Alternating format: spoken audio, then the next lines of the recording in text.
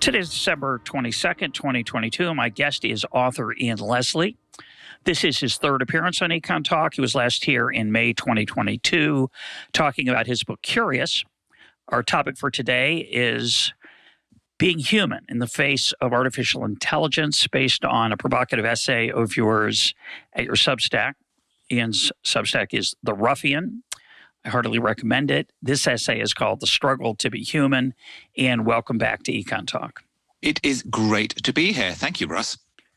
So this piece that you wrote was provoked by some of the responses that people are getting from ChatGPT and how human they seem. And it's engendered a lot of anxiety about whether humans are going to be replaced even more thoroughly by computers, artificial intelligence, and so on.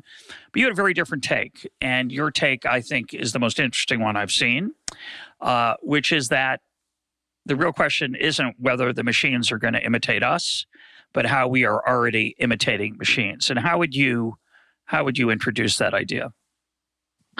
Yeah, so I was struck and amazed, as so many people were, by just how good ChatGPT's imitations of being human were. You know, it was doing all these wonderful things. And I was sort of seeing them being passed around on Twitter. And of course, we're only seeing the really good ones, right? We don't see the rubbish ones. But even so, that, you know, the really good ones are really good. They're really impressive. There was one which was somebody did the silliest ones were the ones that appealed to me naturally. So somebody said, you know, how do you get some peanut butter sandwich out of a VCR recorder? But I want it in the style of the King James Bible. And he got this beautiful, you know, biblical sounding passage explaining how to do that. Another person asked to explain Thomas Schelling's theory of nuclear deterrence, but in a sonnet, if you please. And, you know, they delivered, ChatGPT delivered this wonderfully formed sonnet, Shakespearean sonnet, you know, giving a pretty good explanation of Schelling's deterrence theory, right? So, many others like this, including some student essays, you know, and I saw a few academics saying, wow, I posted this, I gave it this prompt and the response I got was as good as some of my students. Now, this is where I started to kind of really think about this question, because if you follow some of those academics and then you kind of looked further down the thread, they would start to say things like, but you know what? I mean, I wouldn't necessarily give it a good mark because it sounds a little bit like the kind of response my students give when they don't really know anything about the topic and they're just sort of winging it. And then, you know, there were some interesting discussions around that, including one from a guy who teaches writing, and he said, look, this type of thing is very familiar, that the kinds of pieces that GPT writes are the kinds of pieces that students often write and get decent grades for.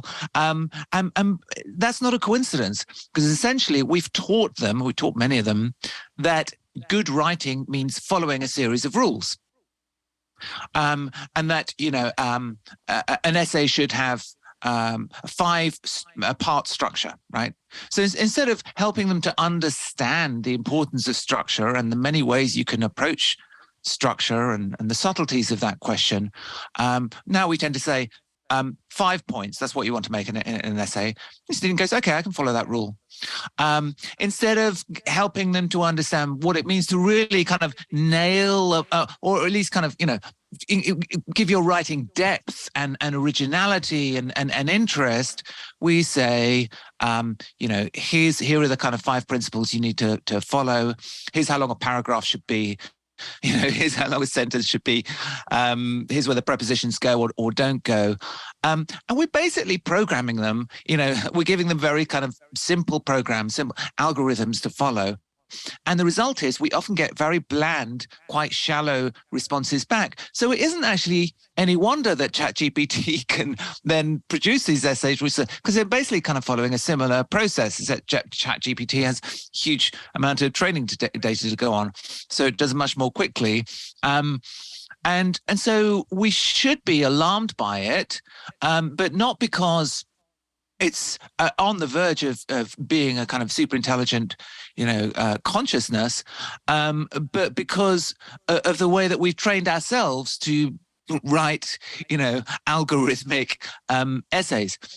And so I thought that was a really interesting discussion. And then the more I thought about it, the more I thought, well, actually, the same principle applies to different industries. I listen to music a lot. I'm sure a lot of your listeners do. And you see this debate playing out in music because the streaming services where a lot of us listen to most of our music are very kind of algorithmically driven, and they tend to incentivize musicians to create songs and tracks that fit a certain formula because they know that formula works, right? So there's effectively a kind of set of rules imposed, and you either meet that standard or you don't. And I'm simplifying hugely, of course, but that tends to mean that musicians then write to that algorithm because they know if they don't, then they pay a penalty for, because complexity and surprise and originality are not necessarily what the algorithm is going to recognize and put to the top of the queue or to put on a playlist. And so you get what some people have called the robot aesthetic. Everyone kind of writing to a formula, and whatever the trend is now gets absolutely kind of amplified when you go in one direction. You kind of heard. Yeah, we'll talk about music in some depth because you have a rather extraordinary piece of data in there that blew my mind, and we'll come to that in a minute. But I think this idea that school education, whether it's teaching people how to write or how to respond to various prompts, has, I'll call it an industrial flavor to it. It's not designed to encourage creativity or customization. It's, if anything, the opposite. It's designed as one CEO complained to me about his HR department. They're really interested in rounding off everyone's edges. And he liked people with sharp, jagged edges because they were the ones who changed the world and changed the company, whereas the sort of pretty good, standardized, one-size-fits-all people that get stamped out by an industrial process, while pleasant, are not going to be the game changers. And I think when we think about the educational process, your observations about how writing gets taught in most high schools, at least in America, it's very formulaic. There's a topic sentence, and there's this, and there's that, and there's a bunch of other rules. I would always try to get my kids to start sentences with "and" or "but," and I was told that that's against the rules. And I tried to explain that it is, but when you break the rules in those really kind of trivial ways, the ear gets a certain effect that it doesn't get if it's the same thing over and over again. Or don't repeat the same adjective multiple times in the same sentence without realizing that actually that can create a sonorous, poetic effect that has an impact on the ear. So there's a whole bunch of style rules like that. Never repeat the same adjective twice within a paragraph. Don't start a sentence with a conjunction. Make sure there's a topic sentence first. Make sure that a paragraph has 4 sentences and make sure the whole essay is 6 paragraphs. All those things are, it's factory farming. It's factory writing. It's factory conformity. And it's not useless. But I think just, if nothing else, one thing I think listeners can take from this conversation, and I promise you there are much more interesting things yet to come, but if nothing else, one thing you can take out of this conversation is how algorithmic our educational system in many parts of the West has become. And, why that is not unrelated, I think, to the incentives that you talk about on Spotify. It's the safe approach. It has a much lower upside. Best of all, it has a very low downside. You're okay. You're above the line. You can write a basic essay, and that's good, by the way. I don't want to. Basic, bland communication is sometimes very much required, but for people who have great talent, whose humanity is and creativity has the opportunity to really flourish, you're continually rounding off those edges, and I think that as a starting point for how we think about artificial intelligence is very important. Yeah, because obviously this trend, if you like, if that's what it is, has been going on a lot longer than we, so for at least 100 years we've been debating how formulaic, how rule bound education should be, and comparing schools to factories and so on. But what the advance, this kind of terrifyingly or thrillingly quick advance of AI, however you see it, has done is thrown into sharp relief these questions. It's kind of added an urgency to these questions, I think, because what is now very evident that we are making it easier for the machines to imitate us, right? We were almost saying, okay, you're coming this way. Well, no, don't worry, we'll come towards you. Don't worry, we'll make ourselves easier to model. We'll make what we do easier to kind of be subject to algorithmic imitation. We'll start to imitate you so that you can imitate us better. Now, there's been lots of benefits from this approach, right? You say there are good reasons for the kind of mass scale industrialization of education and so on, but it comes at a price. And at some point, maybe the bargain, maybe we come out on the losing side of this bargain. So I think thinking about how to kind of resist its seemingly unstoppable kind of march, it just seems more urgent. When you see things like ChatGPT, you go, oh gosh, right, okay, so that's where we are now. Oh, by the way, just on quickly on schools. Since I wrote that, I happened to be in my son's school, and I saw on the wall a how to be kind. It was 7 rules for how to be kind, and what being kind means, and it's well-meaning, obviously, but it sort of reduces kindness to an algorithm. You follow these 7 points. You never mean to someone. If you see someone else being mean to someone, you say something. If you need to go and see a teacher, if you need to, all very sensible. But at the same time, it's just this idea that you can just sort of check box off kindness and say, well, here's the algorithm you need to follow, and you'll be fine. Just doesn't feel like it's completely kind of human. Yeah, and I think back to a conversation. I can't remember if this ended up on EconTalk or not, but I was on a panel forever ago with Megan McArdle, and I know Megan's been on EconTalk. I just can't remember if this conversation was an EconTalk conversation or somewhere else. I think somewhere else. But what Megan pointed out was that as robots and other things get better at skills that humans do now, humans will succeed by their ability to do things that robots can't do. So a human being, it could be there will someday be a box you will put your hands into the box, and it will give you a manicure. Maybe that box exists now. I don't know. But many people go to get a manicure because they want the human connection with another person. And therefore, the best manicurists will not be the ones who do the best job on your nails, but they'll be the best ones who listen, the best ones who know how to show that they're paying attention and that treat you as a human being. Now, a robot can imitate those things, and we've talked many times on this program whether that's quote the same thing or not, whether that robot will have consciousness. I'm a skeptic on that, but what your observation with respect to writing points out in communication is that it would be wise for people to not focus on being like everybody else, because that will soon have little or no value. It has some value 25 years ago. It had some value 25 years ago. It had a lot of value 100 years ago. But 20 years from now, being able to write a unimaginative email will not distinguish you.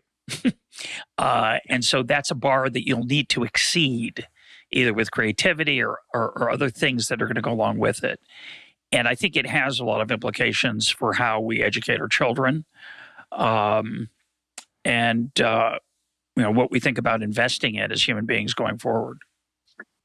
Yeah, it's going to get less and less valuable and more perilous to be generic in any way, right? To be a generic writer or to be a generic person, a generic thinker, because the machines are very good at sort of analyzing effectively, a kind of average, the generic model of this form of thought, this form of expression, whatever. there will be a much higher premium on cultivating your own distinctive, inimitable voice in whatever form that takes, whether that could be literally your voice if you're a singer. If you're a writer, of course, it's very important. I see huge amounts of generic writing out there by competent writers. But good luck being a generic writer in 5, 10, 20 years. It's going to get much harder. You need to kind of dig deeper and really work out what it is about you, whether it's what you know about that nobody else knows about, or what you care about, or how you express yourself, whatever it is. Your voice is now really the most valuable thing about you. And to be honest, that's not so easy. I mean, it's nice for us to say so, but almost by definition, most people are going to be generic. So it does raise some, most of us are very close to average. Oh, I agree. And writing forces you to confront that like every day, because you always kind of, your first draft is always, mine is anyway, kind of generic, kind of bland. I kind of write what other people are saying, what other people are thinking, and then it's a process of sort of hacking that away and reinventing it until finally you go, okay, well, that's sort of a little bit more me and a little bit more different. But yeah, it is hard. I think it's interesting that kind of we're talking about musicians and other artists, because they really struggle with this all the time. Miles Davis, something he said, which was, man, sometimes it takes a long time to sound like yourself. They really confront their struggle head on. But I think it's not just artists who are now having to do this. I think lots more of us will have to go, well, hang on, what does it mean to be myself? How can I be more me? I want to turn to music, but before I do, I want to mention one example that I think really makes your point in a pre-artificial intelligence era, which is that when I was in the classroom full-time 20 and 30 years ago, I would be asked to write a lot of letters of recommendation, often for economics students or other social science majors who are going to go to law school. And they took my econ class and they got a good grade and they wanted me to write a letter for them. And so I'd ask them, I said, I'm happy to do that. Can you give me the essay that you're writing for your application so that I can get to know you a little bit? And they were all the same. And I don't mean similar. They were all the same. They were all about a terrible loss, family loss, a death, almost always a death. The trauma plot. What'd you call it? The trauma plot. You see it in movies and TV plot all the time, and now in real life. And so what these students would do would be they would tell a story of a terrible tragedy and how they overcame it. And the second thing they would write about is how, when they were asked about their goals, they would, it was almost always the same. I want to end world poverty. And sometimes I'd call them in before I wrote the essay, my recommendation for them, and I'd say, on the Save the World thing, the end world poverty thing, is that really what you plan to do? Oh, no, not at all. But they say that's what, helps. And it was obvious to me that there was a book out there. I didn't have that book, but that said, when you write about a challenge you face, use death. And they were all as if written by artificial intelligence. They followed an algorithm, a formulaic approach. And the advantage of that, again, I think it's important to mention this, just like we're talking about with ChatGPT, at least in its current formula, and it may become more distinctive as going forward. But the advantage of that is you don't mess up. You stay inside the guardrails, and you got a good chance of getting into law school if you've got other things on your resume that look good. When I'd get kids who were struggling, I thought they were going to be challenged to get into the law school that they were aiming for, I'd say, don't write the essay that everybody else is writing. Take a chance. You're going to get thrown in the garbage. There's no harm to taking a chance. You're a long shot. Write a wild essay. Write something incredibly personal. Write something that's nothing like anything else they're going to see, because then you'll stand out. And that's very scary, and most people can't do it. But but my point is that your observation is a long time coming. It's a very common phenomenon. Oh, yeah. And it is a long time coming. But yeah, as I say, it's been kind of coming down the tracks, really, this confrontation I think we're having with what it means to be human for a long time. But yeah, I just think that the swiftness with which AI is now able to imitate us is making us go, well, hang on a minute. Are we really giving up too much of ourselves here for short-term benefits? And is there a long-term cost, maybe quite a disastrous cost to making ourselves so easy to replicate? But yeah, you see it everywhere. You see the same question playing out across so many different domains. So let's turn to music, because this really blew me away. People have known for a long time that a lot of pop songs are 3 chords,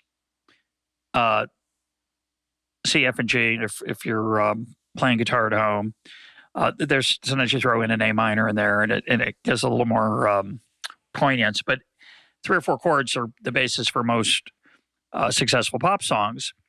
But you have an observation about the way songs are structured, which is shocking to me, which is about a change in key and the bridge in a song. So talk about, for those who aren't musically inclined, say a little bit about what those are first, and then tell us what the observation is, the empirical finding. Okay. So the overall kind of observation is that pop songs have been getting generally simpler and musically simpler, and also lyrically simpler, by the way, which is a point I didn't make in the piece, but there's data for that elsewhere. So they've been getting simpler and more kind of predictable, if you like, on average, right? Generally. So there are always lots of exceptions to this, and people always point them out when I make this point. But it's true, there seems to be a kind of general flattening and simpling of the structure of pop songs. Now, there's a few kind of bits of evidence for this, but the ones I write about in the piece, which are sort of interesting to me, are there's an amazing kind of piece of a chart which shows the decline in key changes in pop songs over the last sort of 15, 20 years. So a key change, if you're in a song, piece of music, is your kind of harmonic environment. You kind of feel comfortable when you move away from the home chord, the one you start with. There's a little tug that makes you kind of want to come back to it, and so sort of difficult to explain. But you're kind of feeling you're in a kind of control kind of harmonic environment.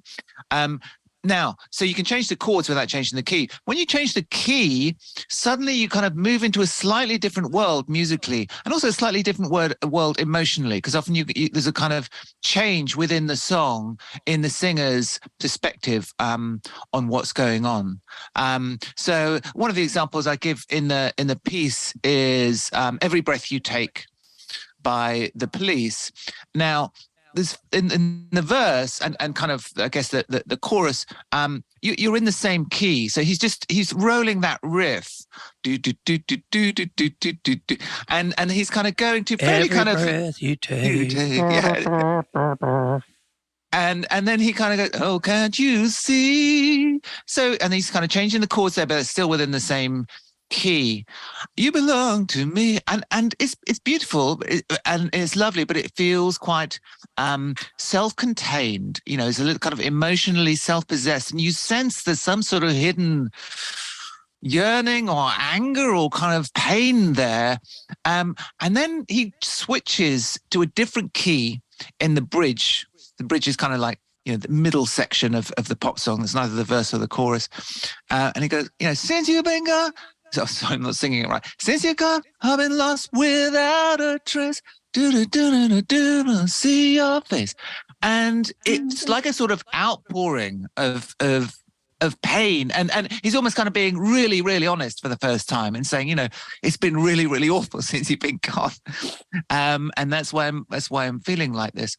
So it's a good example because you're seeing both what the bridge can do, kind of give a slightly different perspective on the story of the song, and also the way that musically that the harmonies work with the emotional sentiment of the song, right? So he changes key, which kind of puts you in a different harmonic environment, and he changes his kind of emotional approach. He's much more kind of open and direct and passionate at that point, and then he kind of returns to the calmer verse.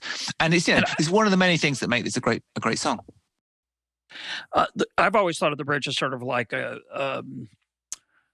chance to clear your throat.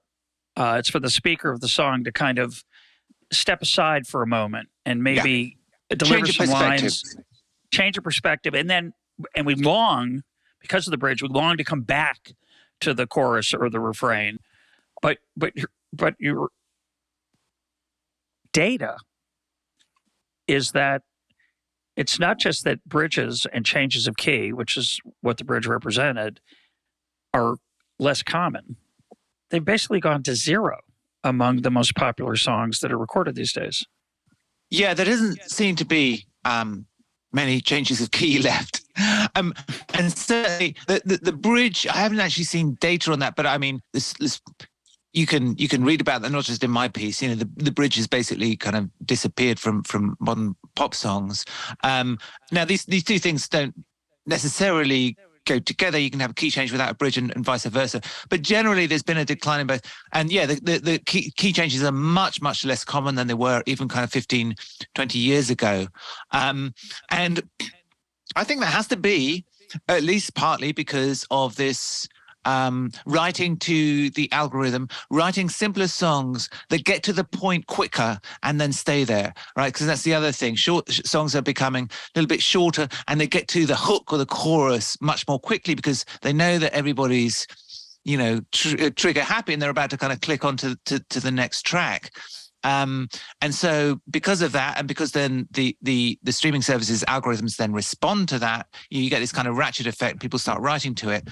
And you just get this general kind of shortening and simplification of song structures. The other reason for the way that song structures become less complex is that people write using Pro Tools or kind of, you know, songwriting software where all the kind of the tracks are layered on top of one another. And really that's how you start to think as a songwriter. You start to think kind of vertically, like what can I layer in here? So you get complexity kind of in terms of the texture kind of layering of the song, but not necessarily in the narrative of the song. You know, where am I going from here?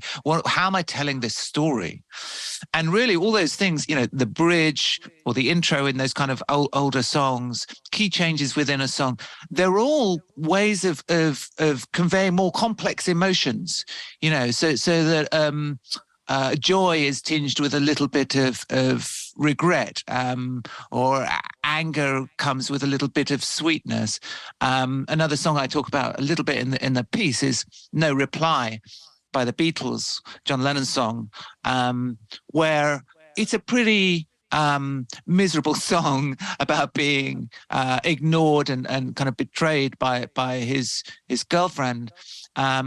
But then in the bridge, it switches, the mood switches, and he says, you know, if I were you, I'd realize that it's a kind of defiant song, but there's also a lot of kind of almost optimism there. It's almost like he's saying to himself, do you know what?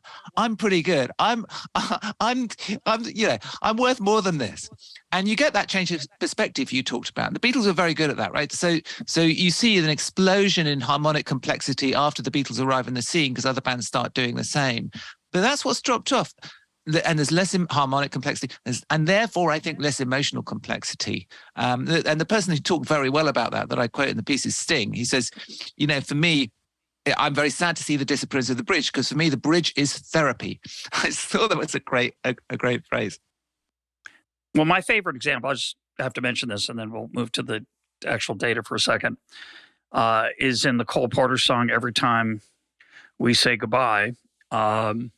You know, the song starts, every time we say goodbye, I cry a little. Every time we say goodbye, I die a little. And then it goes, and this is, I think this is the greatest moment in an American popular song. There's no love song finer, but how strange the change from major to minor every time we say goodbye. So it's using the idea of changing the key from major to minor, the happiness of being together, the minor, the sadness of parting. But he uses it in the melody. It's incredible. It's so great. But anyway, what you show in the piece is that when the Beatles were in their heyday, about 30% of the top 100 Billboard songs had a key change, and today there were many years of the last 10 where it was zero. There was not a single song in the top 100 with the key change. Right. And it's interesting because you can see it kind of goes up and down a bit over the last 30, 40 years, and you can almost kind of trace what's happening in pop music, so it goes up after 1963, ish, as the Beatles kind of arrive on the scene, and everyone goes, oh, right, so we could write more kind of interesting pop songs, right? And then it kind of fluctuates a bit, goes down when punk arrives, everybody starts to kind of thrashing things and saying, let's get back to basics here. And then actually, at the end of the 90s, the early 2000s, there's a kind of peak there because Nirvana were writing very kind of complex pop songs. So were Radiohead, obviously. But yeah, in the 2000s, it really starts to trail off and go down almost to zero. And yeah, I think the cost of that is you're seeing a less kind of musical harmonic innovation, and you're also, and this is the point Sting was making in his interview, you're seeing a kind of narrowing or flattening of emotional effect as well. As he was saying, the reason he said the bridge is therapy, he meant, these songs, they kind of go round and round and they're kind of really catchy and you get into them and then they fit into the next one and they kind of roll into the next track on the playlist, but they don't show me a way out. It's almost like a kind of thought in somebody's head that's going round and round and round, and it's kind of causing anxiety without kind of finding relief. And the bridge for him, musically, he said that's what it used to do. It used to kind of give me this different perspective within the song and make me feel there's hope or there's a different point of view going on.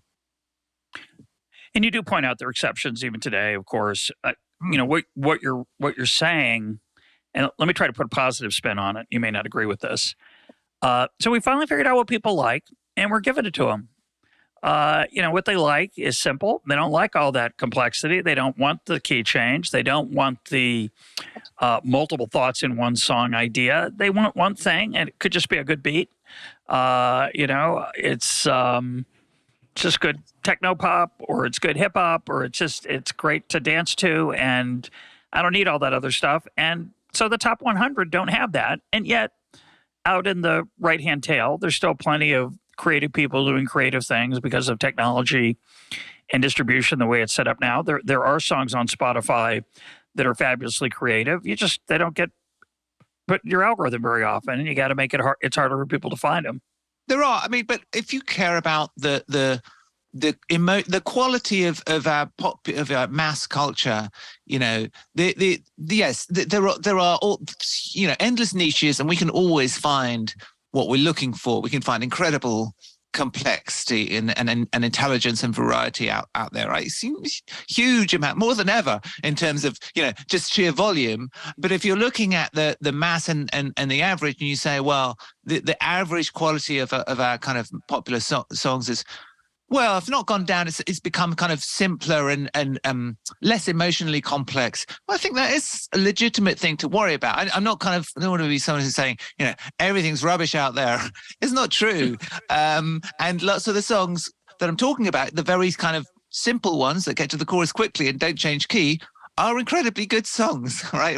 Incredibly catchy songs and brilliantly kind of orchestrated and produced. So I don't want to underrate the skill that's involved in doing that. I'm just pointing out that there's been this overall decline in complexity and therefore, emotional complexity as well as musical complexity. And that reflects what's going on in the way we consume our music, and that's related to the machines and the way we kind of respond to them. So yeah, the thing is, we can give people what we want, but as you know, as an economist and as anybody who's worked in marketing or consumer goods knows, you give people what they want until they don't want it anymore. Because actually people don't know what they want. Suddenly they find another thing that they want. And so it can get stale. And I don't think it's overall good for the music industry to be so formulaic, because I think people will find other ways to find the surprise and the originality and the innovation that they ultimately want. Well, let's go to movies, which was your next observation. You start off by making the point, which I think is, again, quite profound, that through most of the history of the industry, there was a great deal of uncertainty about what would succeed and what would not succeed. Movies that were thought to be, unlikely to make it turned out to be blockbusters. Movies that everyone was sure would be a huge hit failed and flopped. But that formula has gotten a little simpler and clearer right now. Yeah, so there's that famous maxim from William Goldman who said nobody knows anything in Hollywood, right? And that's just not true anymore, and which is not necessarily a good thing. The studios essentially know that putting your money behind the next installment of a franchise that viewers are familiar with is a much, much better bet than coming up with a new idea. The studios know that if they bet on intellectual property that already has some sort of reach and is sort of already lodged in the minds of the public, then people find it much easier to get their heads around and they come to the cinema. And the top movies are absolutely dominated more than ever before by franchises, and in particular, of course, by Marvel and this kind of cinematic universes, which, again, I want to say, to caveat to my more general point, which is, many of them are brilliantly made, incredibly skillfully produced, acted, directed, technology is incredible. These are not kind of, it's not rubbish, but it's not doing what cinema did in the 1970s and 80s and 90s, which is show, I think, a much richer span of human experience, whether that's falling in love or out of love. And Martin Scorsese talked about this a few years ago, and he kind of made what I think were pretty mild comments about how, okay, Marvel's fine, but it's not really kind of doing what I want cinema to do, which is... He's a horrible person, Ian. Yeah, right. He must be a horrible... He doesn't like Spider-Man. He's bad. Yeah, he's bad. I know, he's out of touch and he's looking backwards.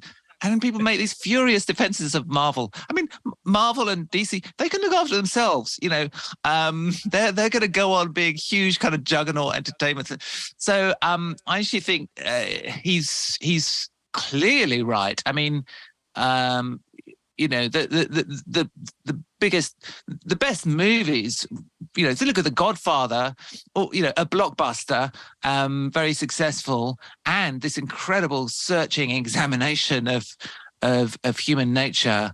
I just think it's ridiculous to argue that the Avengers movie has that depth of understanding of humanity, and that it's communing with us in quite the same way. Yeah, I think I recently mentioned on the program how much I enjoyed Top Gun Maverick. I watched it on Airplane. What? I loved it. I love Top Gun Maverick. So I watched it on Airplane on my phone, which has got to be the least cinematic way to watch. I mean, it's a movie designed for IMAX. Yeah. And yet I found it so remarkably entertaining. But that's all it is. It's just entertaining. It's formulaic to the point of absurdity, and it is utterly delightful. And I think of these, I'm going to let my inner snob come out for a minute. I'm not into censorship, or I don't think we ought to be subsidizing artistic movies or anything. But I do think your point that, to me, great art is about the human heart in conflict with itself, which is a line of Faulkner's. And that's not what is successful in our popular culture these days. What's popular is escape. And escape is great. I love it. I consume it myself. Nothing wrong with it. It doesn't test you. It doesn't make you think. It doesn't cause you to examine what you're doing with your life. It's just 2 hours of escape. It's very pleasant. And sometimes that's all you want. But that's all you get. It's a little sad because there are great opportunities out there. And you could argue that, well, Hollywood is doing this. There are these incredible miniseries on Netflix, Amazon Prime, Hulu, et cetera. I would just point to The Bear on Hulu, which I think is, if it doesn't go beyond the first season, it's a masterpiece. I loved the eight episodes. It's extraordinary. There is great storytelling still going on that is about the kind of things we're talking about, to be what it is to be human. Yes. But it is fascinating that by far the most successful popular entertainments of both music and movies are. There's nothing challenging about it. And I don't mean challenging in the avant-garde sense that I had no idea what was going on in that movie or I couldn't figure out that artwork. I'm just saying they make you question. They raise the ideas in your head. These other movies are just bliss. They're like taking drugs. They're like drinking. They're love, which is sometimes fun. We all know that. Escape is fun. But I keep thinking of Soma and Brave New World. It's like, here, take this. Go for 2 hours over here and just sit down in your corner with your screen and you'll be okay. And that's it. There's something sad about that. Yeah. They are by definition generic. I mean, they created their own, they have their own genre, they have their own universe, but that everything is within, you're following a very complex, but a set of rules, a complex formula for making a hit movie. And like you say, sometimes that's what you want, but if that's all you get, I think that leads to a kind of narrowing and a thinning of the texture of your life and our lives. On movies, one of the inspirations for my piece was another recent article, but in The Atlantic by Derek Thompson, where he talked about it as the moneyballization of Hollywood. Moneyball was about baseball. And actually, he starts off discussing baseball, a discussion which I sort of went over my head a bit because I don't know much about baseball. But essentially, he was arguing that actually in baseball, it's got more boring, I think, with the rise of analytics and to evaluate and run tactics and so on. And that essentially, the same thing, data analytics are now much more influential in Hollywood, in terms of working out what we're going to make and also how we're going to make it, who we're going to cast and so on.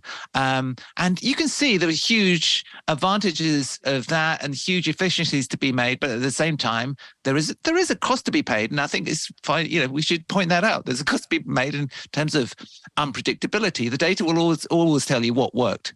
It actually can't tell you always what will work, what might work. And so, there is a cost to be paid in terms of predictability and lack of surprise and lack of formula, and I think the kind of lack of emotional or spiritual depth.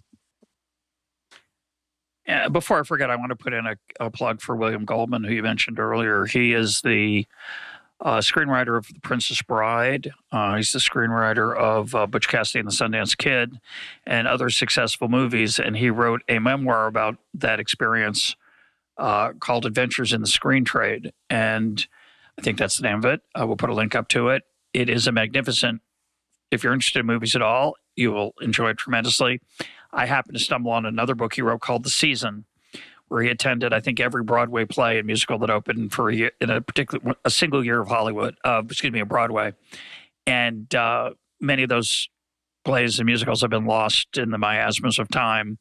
But he's still incredibly fun to read. He's such a thoughtful and interesting writer, and very, very. He has another memoir which I don't think I've read, but I just want to recommend him. He's he writes very thoughtfully on these subjects. Yeah, Adventures in the Screen Trade, I know is a great book. Yeah, terrific. Yeah. So here are these two old guys. I'm older than you, but pretty confident. But here are these two old guys complaining about popular culture and. We're trying. I take your piece is not a tirade against popular culture at all. It's or a screed. It's a thoughtful observation about how algorithms, to summarize where we are in the conversation, algorithms have taken some of the uncertainty out of both the two most popular forms of popular entertainment, music and movies. And as a result, there's a certain sameness and a certain formulaic aspect to them. And, we could debate, as we kind of hinted at here, was whether that's a good thing or a bad thing. I don't want to, I'm a big snob, but, so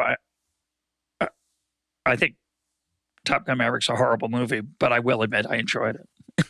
So is there anything else to say here? I mean, other than to make the observation that ChatGPT writes a pretty good movie plot. I've seen a few of those on Twitter already. And if we all get accustomed to watching certain kinds of formulaic movies, human beings won't be very necessary for writing those. In fact, some of the best lines of Top Gun Maverick, for example, "Don't give me that look. It's the only look I've got." Those kind of lines. It's fun, and to see Tom Cruise deliver it is always entertaining. Even if he looks somewhat formulaic himself, he's undergone some algorithms to keep himself looking young and pristine. Is there anything? So what? Okay, so there'll be fewer human beings writing movies because AI will be able to write the movies. They'll be able to write the dialogue. They'll even be able to figure out ways to surprise us because they'll learn how to do that. And should we bemoan this, really? Is this, unless you're planning to be a screenwriter, there's a lesson here for sure. Is there anything else to say?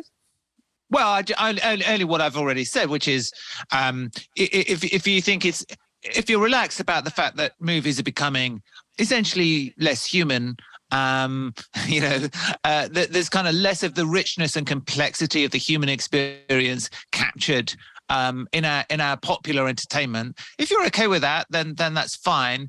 I'm not so much.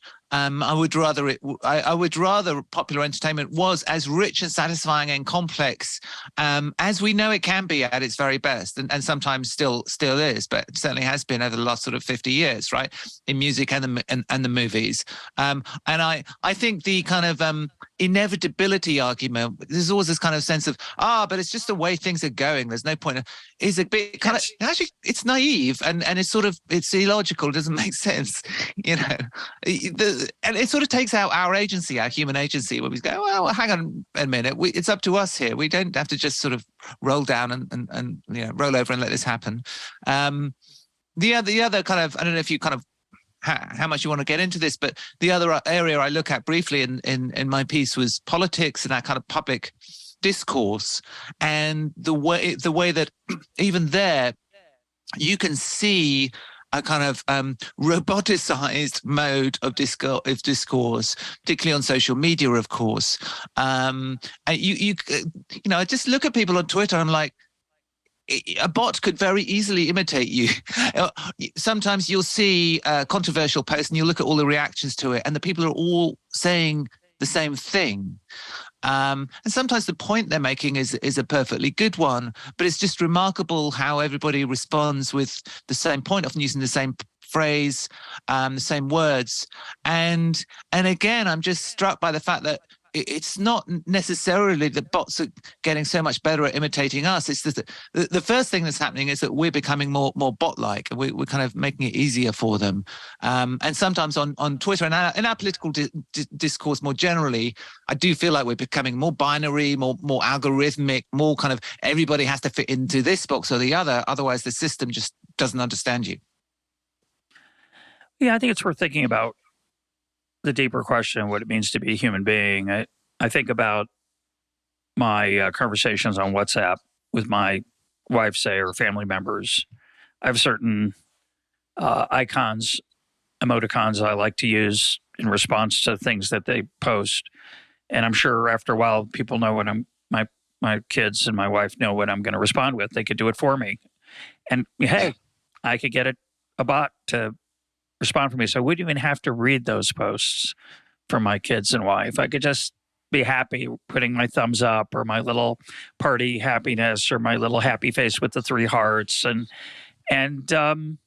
yeah, I think it's a great point. I think if we're not careful, and I think, I love WhatsApp, by the way. I think it's an extraordinarily nice way to interact quickly and with a little bit of emotion with the people I love and can't be with every minute of the day.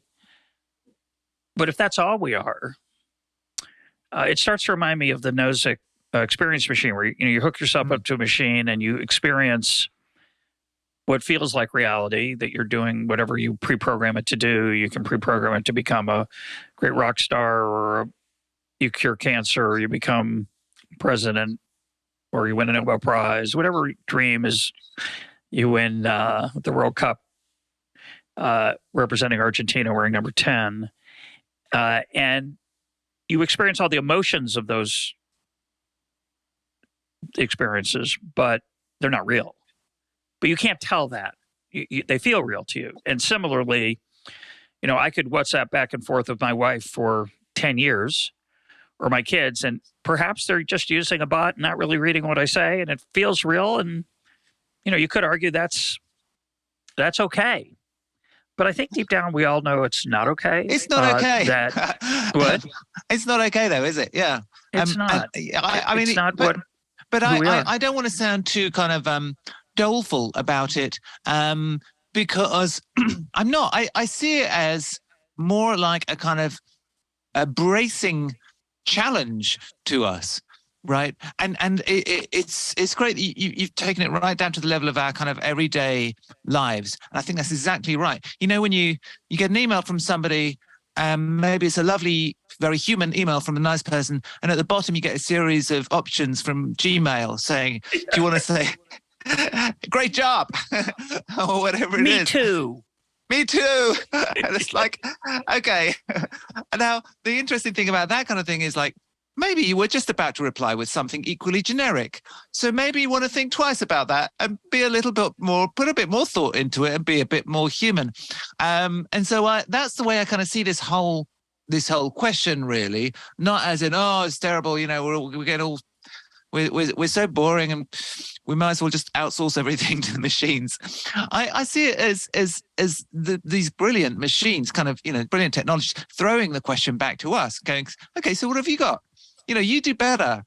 It should be a raising of the bar. They're raising the bar for us, and vice versa.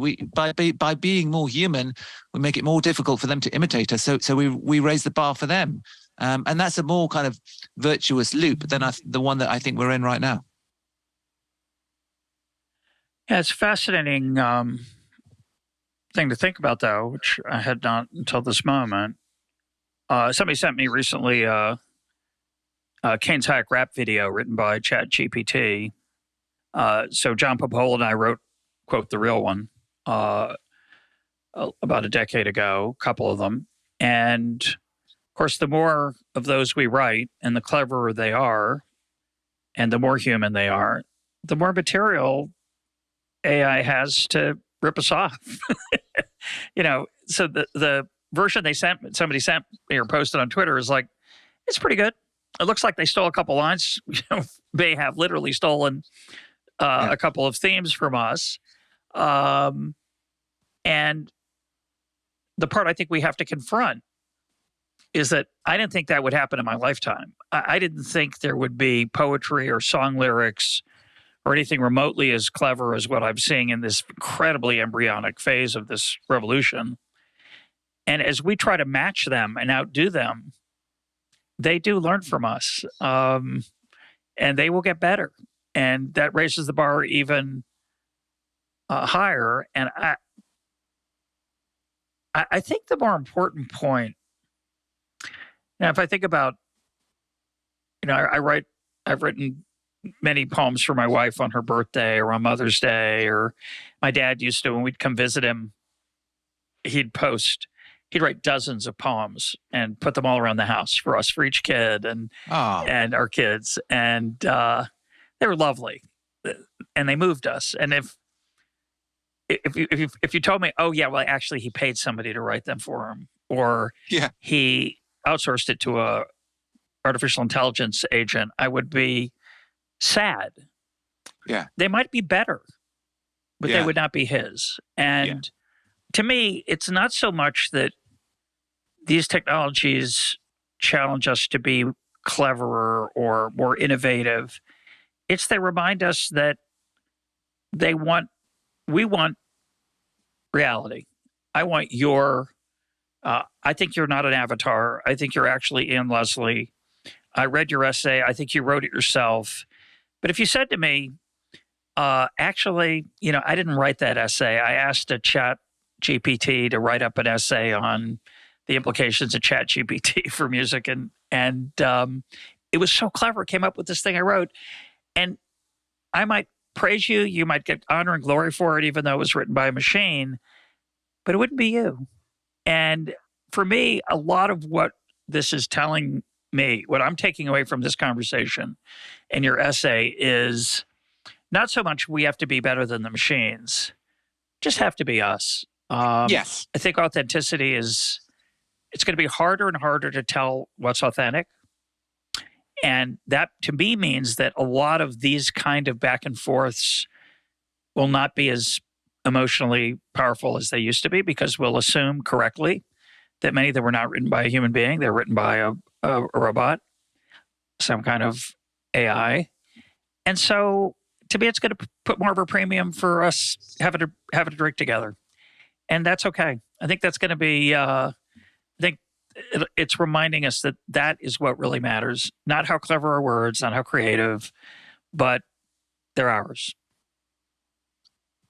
Beautifully put, and I really couldn't put it any better. And I think it's as you say, it's not about being better. It's about how can we be more us? How can we be more human?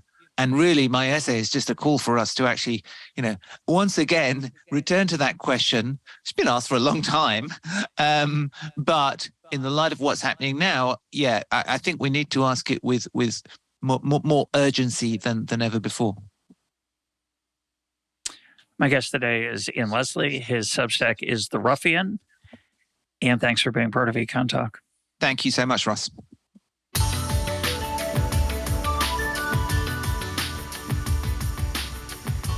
This is EconTalk, part of the Library of Economics and Liberty. For more EconTalk, go to econtalk.org, where you can also comment on today's podcast and find links and readings related to today's conversation. The sound engineer for EconTalk is Rich Goyette. I'm your host, Russ Roberts. Thanks for listening. Talk to you on Monday.